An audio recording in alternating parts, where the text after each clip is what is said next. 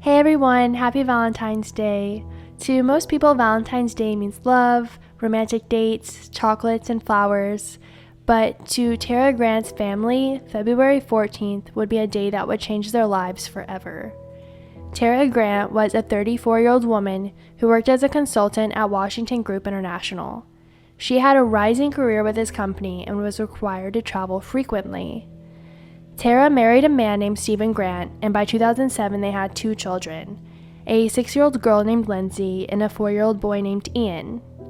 She was the moneymaker in the relationship, and Stephen was known to have been the caretaker for the children, as well as working at a tool and die shop owned by his father.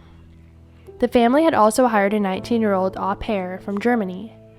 An au pair is typically a young woman who travels from a foreign country to help with house care and child care in return for free room and board.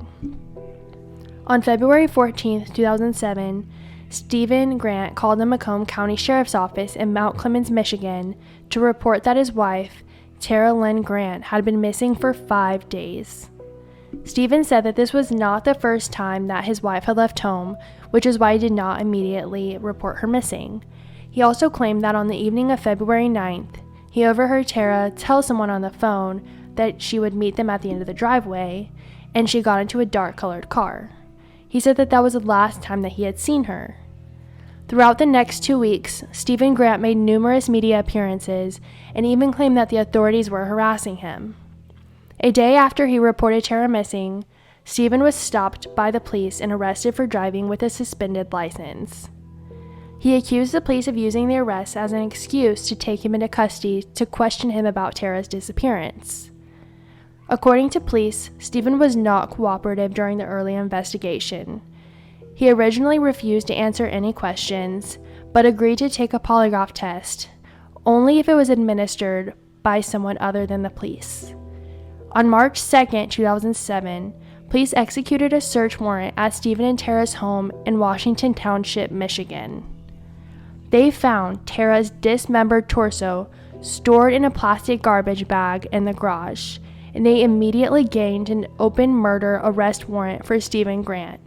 But by that time, Stephen had already fled the area. After 2 days, the police tracked a cell phone call that Stephen made to his sister. Police then found him 225 miles away in northern Michigan's Wilderness State Park.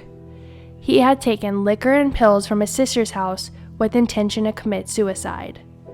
He had spent the night with minimal clothing on in the freezing cold, and after being taken into custody, he was airlifted by a helicopter to the Northern Michigan Hospital in Petoskey for treatment of hypothermia. According to police, while Stephen was in the hospital, he confessed to strangling his wife Tara to death on February 9th. Apparently, she had returned that day from a business trip to Puerto Rico. He said they got into an argument while their children were in bed. During that argument, Stephen accused her of spending too much time with one of her co-workers. After Stephen strangled Tara, he took her body to his father's tool and die shop, USG Babbitt, and dismembered her body.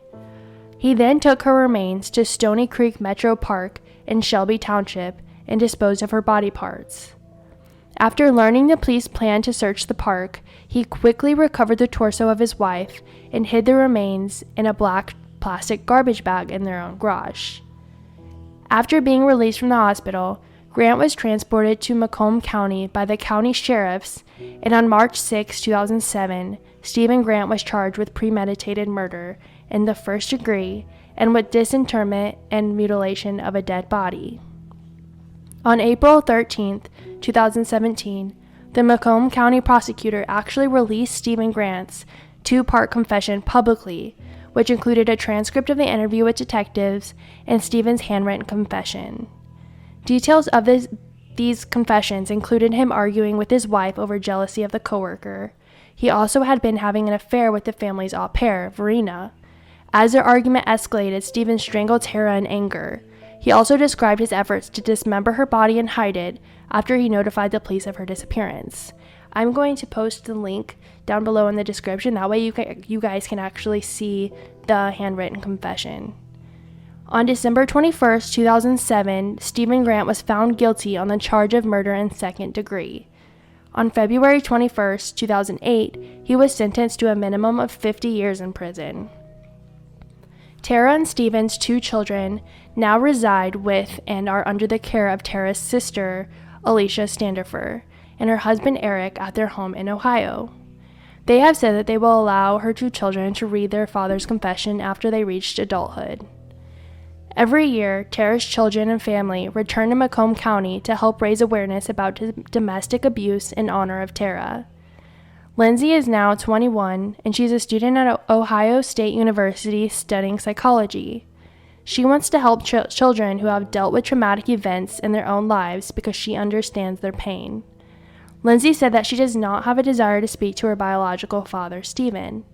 She said that she felt like she needed to speak to him for a long time for closure, but that she has created that closure herself. Ian is now a college freshman in Wisconsin. He said that coming back to Macomb County reshapes things from when he was younger. But he is 1,000% willing to do it to help spread awareness for domestic abuse. He also said he does not wish to speak to his biological father, Stephen. Both Lindsay and Ian turned their tragedy into an opportunity to help people dealing with domestic violence. Since 2007, they host a walk every year with the nonprofit organization Turning Point. The walk usually kicks off Domestic Violence Awareness Month in October.